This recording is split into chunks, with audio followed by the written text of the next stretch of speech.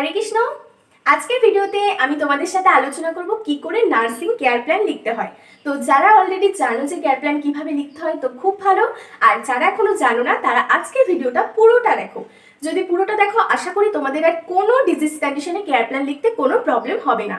কারণ আমরা জানি যে কোনো ডিজিজ কন্ডিশনে ফার্স্ট ডেফিনেশন লিখতে হয়, কজ লিখতে হয়, ক্লিনিক্যাল ম্যানিফেস্টেশন, ডায়াগনস্টিক এভালুয়েশন আর ম্যানেজমেন্ট। তো আমাদের অ্যাজ এ নার্স হিসেবে সবথেকে বেশি ফোকাস করতে হবে নার্সিং ম্যানেজমেন্টে।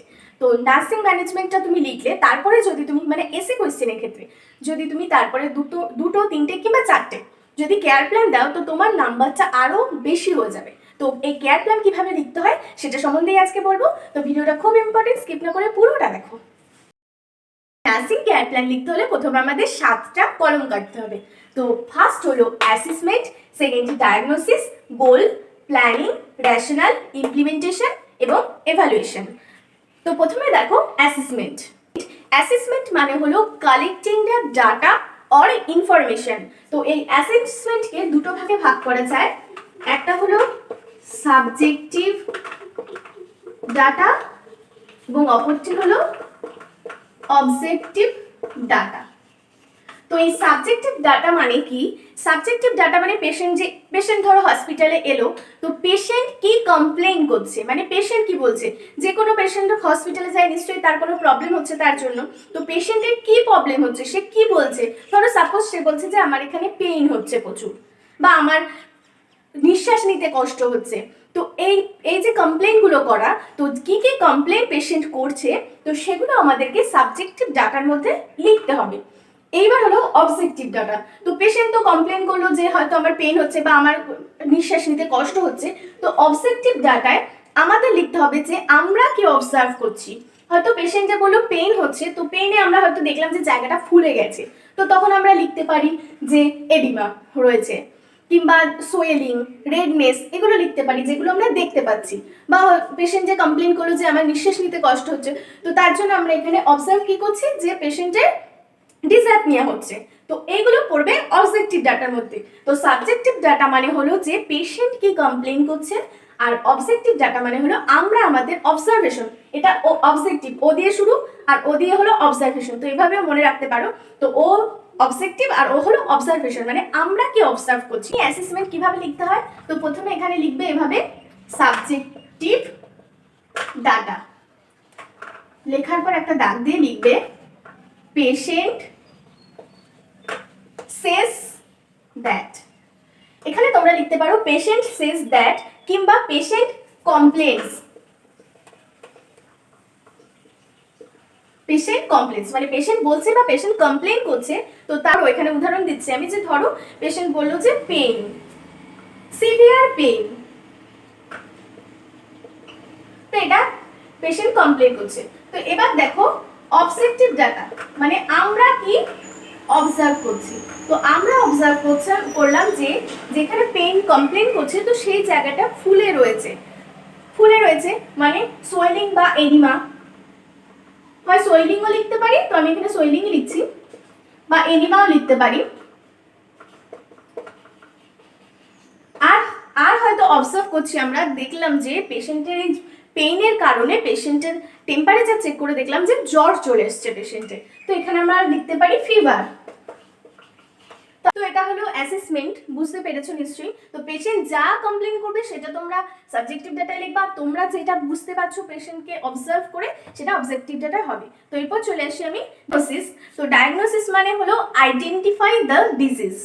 তো ডিজিজটাকে আইডেন্টিফাই করা যে কি হয়েছে। তো ডায়াগনোসিসটা প্রবলেম হয় সবার সাধারণত। তো ডায়াগনোসিসটা অ্যাকর্ডিং টু নান্দা, মানে নান্দা আমাদের যে ডায়াগনোসিসগুলো দিয়ে রেখেছে তো সেগুলো আমাদের ফলো করতে হবে। তো ডায়াগনোসিস কিভাবে লিখতে হয়, ফার্স্ট লিখতে হবে যে কন্ডিশনটা রয়েছে, এখানে কি হচ্ছে পেইন। সো অ্যাকুইট পেইন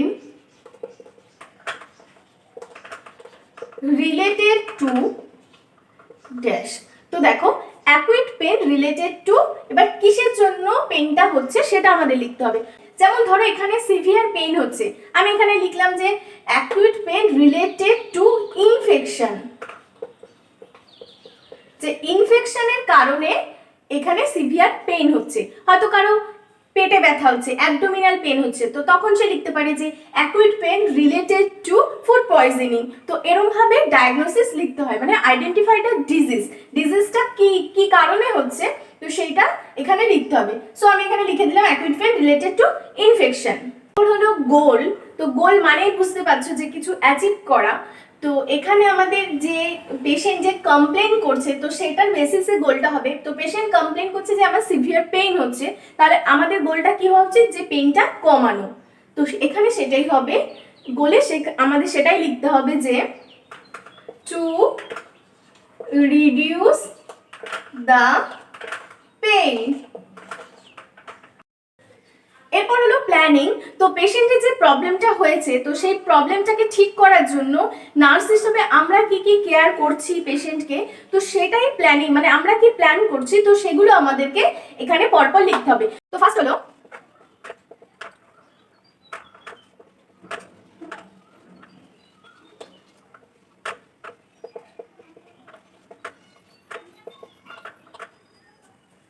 আমি লিখেছি assess the general condition of the patient, মানে পেশেন্টের জেনারেল কন্ডিশন কেমন আছে সেটা অ্যাসেস করতে হবে। তো এর পরেরও যে প্ল্যানিংগুলো, এগুলো সব ডিজিজ কন্ডিশনেই তোমরা লিখতে পারো। তো একটু কিছুটা চেঞ্জ হয়, যেমন এখানে এটা লেখার পর হয়তো লিখলে যে চেক দ্য ভাইটাল সাইন্স। তো প্রতিটা কেসের ক্ষেত্রেই আমাদের ভাইটাল সাইন্স চেক করতে হবে। তো এটাও তোমাদের আরেকটা point, assess the general condition, এটাও যেমন যে কোনো ডিজিজ কন্ডিশনে লিখতে পারো। চেক দ্য ভাইটাল সাইন্স, এটাও একটা ইম্পর্টেন্ট, এটাও সমস্ত কেয়ার প্ল্যানে লিখতে পারো। তারপর হলো লিখলে প্রোভাইড কমফোর্টেবল পজিশন, তো সমস্ত কেসের ক্ষেত্রে কমফোর্টেবল পজিশন আমাদের প্রোভাইড করতে হবে। তো এগুলো তোমাদের পয়েন্টও বাড়াচ্ছে, নোটটাও বড় করছে আর কি, তো তার জন্য তারপরে লিখলে প্রোভাইড কমফোর্টেবল পজিশন।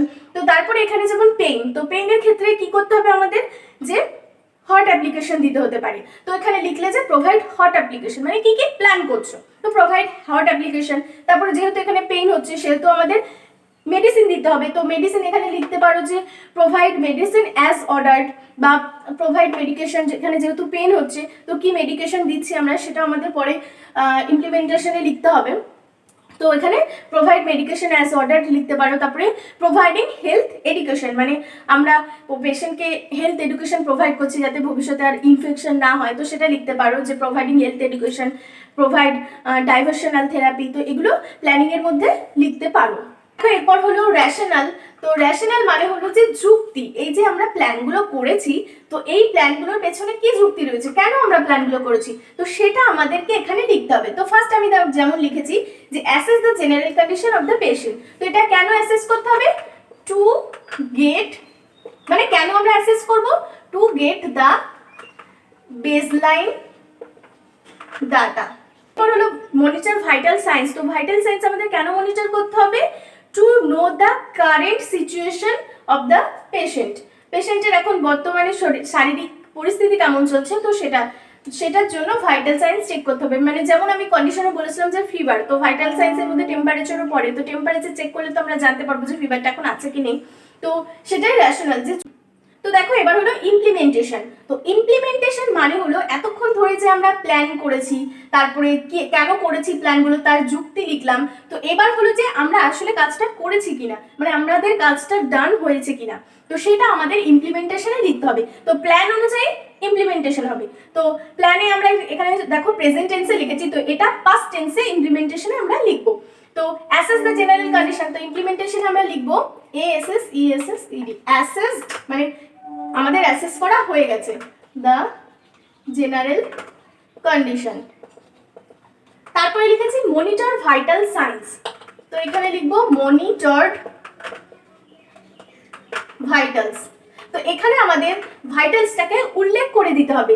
হয়তো পেশেন্টের ভাইটালস চেক করে আমরা পেলাম TP আর টেম্পারেচার পেলাম, হয়তো যেহেতু জ্বর চলে এসছে বলেছিলাম, তো 100 ডিগ্রি ফারেনহাইট, পালস হয়তো পেয়েছি 76 বিটস পার মিনিট, রেসপিরেশন পেয়েছি হয়তো 22 ব্রিথস পার মিনিট।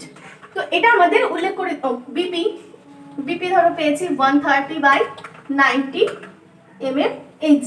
তো এটা আমাদের মনিটর ভাইটাল সাইন্সের উল্লেখ করে দিতে হবে ইমপ্লিমেন্টেশনে, যে এটা আমরা পেয়েছি। তারপরে দেখো প্রোভাইড কমফোর্টেবল পজিশন, তো এখানে লিখলাম কমফোর্টেবল পজিশন প্রোভাইডেড। বা প্রোভাইডেড কমফোর্টেবল পজিশন, এটাও লিখতে পারো। তারপরে অ্যাডমিনিস্টার মেডিকেশন, তো অ্যাডমিনিস্টার্ড মেডিকেশন। তো এইখানে আমাদের আরেকটা দেখো, আমি এখানে বেশি লিখছি না, জায়গা নেই।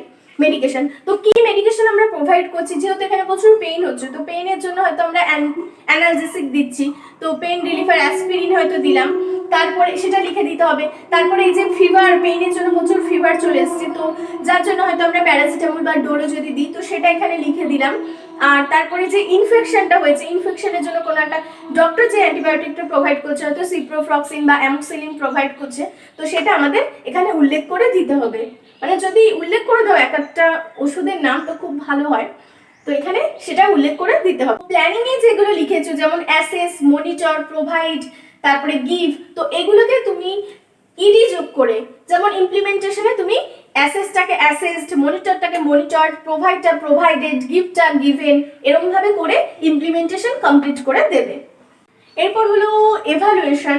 তো এতক্ষণ আমরা প্ল্যান করেছি, প্ল্যান অনুযায়ী কাজ করেছি, তো এই কাজগুলো করার পর পেশেন্টের পেইনটা রিলিফ হয়েছে কিনা, পেশেন্ট এখন সুস্থ আছে কিনা, তো সেটা আমাদের এভালুয়েশনে লিখতে হবে। তো দেখো, গোল, আমরা যে গোলটা করেছি মানে লিখেছিলাম, তো সেই অনুযায়ী এভালুয়েশনে লিখতে হবে। তো goal is achieved, patient feel well, মানে পেশেন্ট এখন ঠিক আছে। তো এক্সামে যখন আমাদের ডিজিজ কন্ডিশন সম্বন্ধে আসে, তো অনেক কটা ডিজিজ কন্ডিশন, অনেক কটা আমাদের কেয়ার প্ল্যান লিখতে হয়, তো সেই ক্ষেত্রে আমাদের প্ল্যানিং এর ক্ষেত্রে আমরা নতুন কিছু অ্যাডও করতে পারি, যে যে কন্ডিশনের ক্ষেত্রে আমরা যা যা নতুন নতুন প্ল্যান করি, তো সেগুলো আমরা লিখতে পারি। তারপরে দেখো, যেমন এভালুয়েশনে তো প্ল্যানিং যেমন হবে সেরকম রেশনাল ইমপ্লিমেন্টেশন লেখাটা কোনো ব্যাপার না, সোজা। তারপরে এভালুয়েশনে হয়তো লিখলে যে goal is achieve, patient feel well, এটাও ঠিক আছে, বা পেইন ওয়াজ রিলিভড, বা যেই কন্ডিশনে এখন পেশেন্ট ভুগছে সেটা রিলিভড হয়েছে টু সাম এক্সটেন্ট, মানে তুমি মেডিসিনটা দিয়েছো, এখন কিছুটা কমেছে, আরো ধীরে ধীরে ধীরে ধীরে সময়, হয়তো তুমি মাত্রই ওষুধটা দিয়েছো, তো মাত্র সাথে সাথেই তো কমে যাবে না, তো তার জন্য এখানে লেখা হচ্ছে যে পেশেন্ট ওয়াজ রিলিভড, মানে হালকা কিছুটা রিলিফ হয়েছে টু সাম এক্সটেন্ট, এবং পরে ধীরে ধীরে পেশেন্ট পুরোপুরি ঠিক হয়ে যাবে। তো এটাও লিখতে পারো। তো সমস্ত কেয়ার প্ল্যানে একটু যদি চেঞ্জ করে দাও, তো সেটা তোমরা ভালো মতো কেয়ার প্ল্যান লিখে নিতে পারবে। তো আশা করি ভিডিওটা তোমাদের বোঝাতে পেরেছি। তোমাদের যদি কোনো রকম টপিকে প্রবলেম হয় বা কিছুতে প্রবলেম হয়, তোমরা আমাকে কমেন্টে জানাতে পারো। আর ভিডিওটা এইটুকুই, ভালো লাগলে লাইক, কমেন্ট এবং শেয়ার করো। টাটা।